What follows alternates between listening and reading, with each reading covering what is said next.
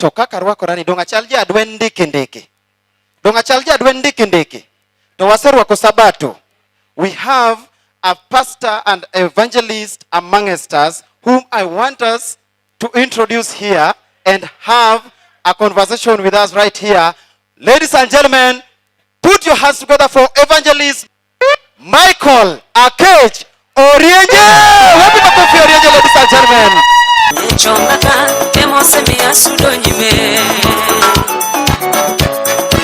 Happy birthday, evangelist, ladies and gentlemen. To give a coffee. Thank you so much, my super DJ. Thank you. Let's have a seat. Wow. Most Sego. Basi, hallelujah. Hallelujah. Hallelujah. Wamor kabisa kendo wagone Nyasaye erokamano. Nyasaye moloso nwa budho makende. Kendo yienwa mondo wae tung piny gi tung piny. Mondo wane gik mabeyo ma Nyasaye oloso nwa pinyni. Mondo wabed mamor nyithi Nyasaye. Nikech Nyasaye owacho ni nyaka wabed mamor. Mor gima lich kabisa. Ondike e buk mar Ngeche 15. Kisomo wes 13. Ondike ni nyaka wabed mamor. Nikech mor nigi tiende. Kidhi e wes 30. Owacho ni mor medo ngima. Kendo mor no gima lich kabisa. Koro nyithi Nyasaye, mor gonyo ji. Mor kimor osiepa. Mor riembo nyaka midekre mamoko ma dhano nego mag ringruok kata mag chuny. Koro mor gima ber kabisa. Wabiro mondo wabed mamor nyithi Nyasaye. Amor ahinya gi wuoyi matin odo simi ma wan godo kani. Nyasaye ogwedhi Manual kendo medi dalo.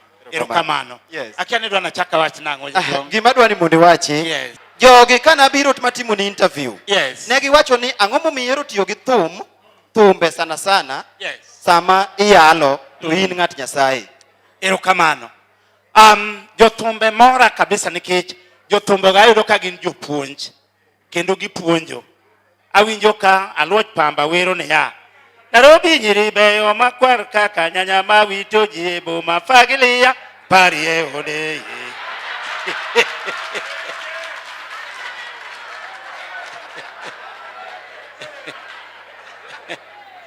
Koro awinjo ka gino puonj kabisa.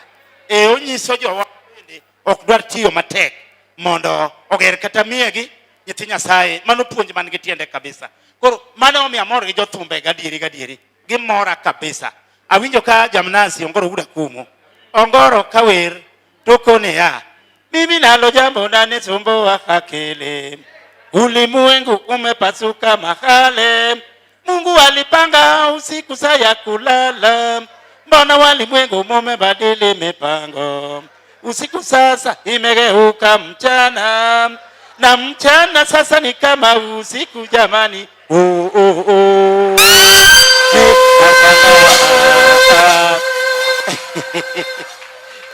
Koro kadoke muma. Taino kagino niya muma. Kasomo Saburi 104 wes 19. Wacho gima nyien wero kabisa. Te gadiri. Koro mane omiyo ahero jothum saidi.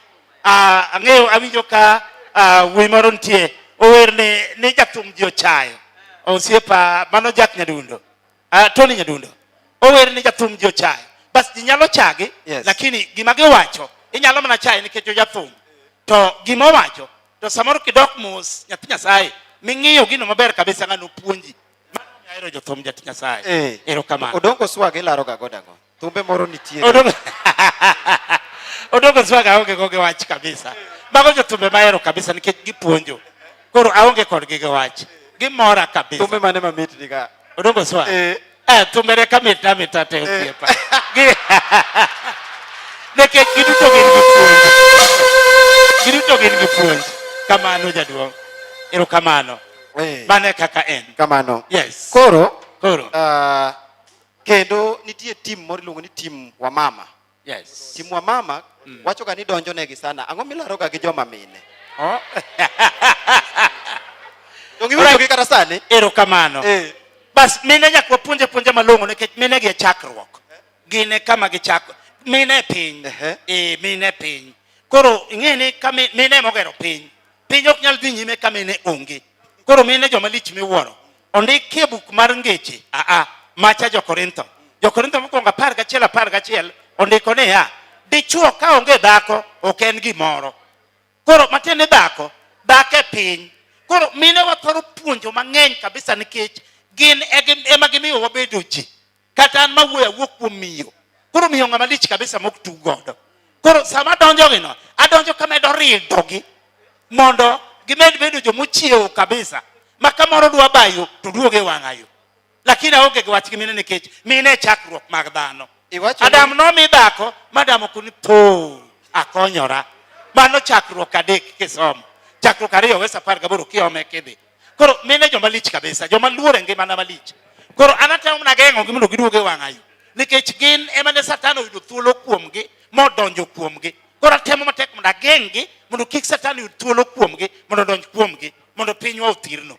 To chutho aonge kodgi gi joma luoro kabisa nikech mine dongruok. Iwacho ni dichuo ka onge dhako to en useless. Dichuo without dhako useless. Mano ne Jo-Korintho mokwongo 11:11. Koro dichuo nyaka bed gi dhako. Bin nitie ng'ama osenyiso pastor na onge dhako. Nyadolo mochung' e bathino be useless. Motiwago. Me bathino. Odhi nyombo machiegni kabisa en. Karango. Erokamano.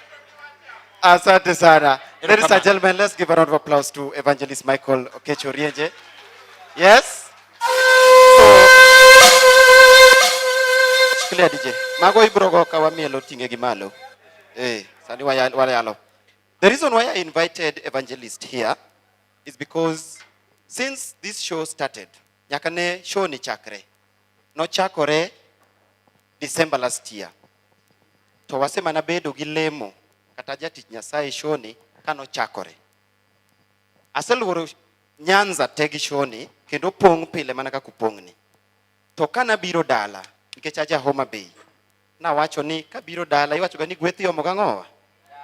Na biro mo gweth kendo na invite jadolo mondo bi olemnwa ne wach show ni kendo ket show ni e lwet Jehova Nyasaye mondo mi kwa wuok kwa dok Nairobi, kwa dhi Mombasa, kwa dok Kisumu to di ka en gimo tegno ma ok nyal lwar piny. Donge? Thank you. Jadolo wakwayi mondo ikaw onagi show mondo iket e lwet Jehova Nyasaye mondo mi otawa. Ang'eni jomoko to nitie ma kik upand chupni go. Wale male matu dok kanyo.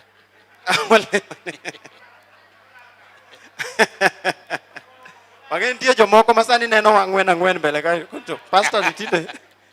Koro wakwayo mondo ikaw onagi show mondo iket e lwet Jehova Nyasaye ayanga kata koro ibed piny in bende ne onagi show. Erokamano. Bas tunaomba walemo. Yes, nyakomi Nyasaye luor. Nyakomi Nyasaye luor. Nyaka wachung' malo. Yes. Bas koro walemo nyathi Nyasaye. Nyasachwa man malo chutho. Wasegoni erokamano jaduong'. Timo maber. Yie mondo irewwa kawuono mondo rom kaka joka ng'ato. Wane gik mabeyo kapod wangima. Ruodhwa erokamano. Itiyo gi wuoyi matin wadwa simi. Jehova Nyasaye mondo oganda malich maduong'ni. Waduto wachokre kaka joka dhano. Waduto wamor Nyasaye nikech waneno wapimo kaka wabiro dhi mor e tiendi chieng' moro achiel ka wawuok e piny marachni. Wabiro ka Nyasaye nikech igombo mondo chieng' moro achiel Yesu owachona adhi mondo alosnu kar bet.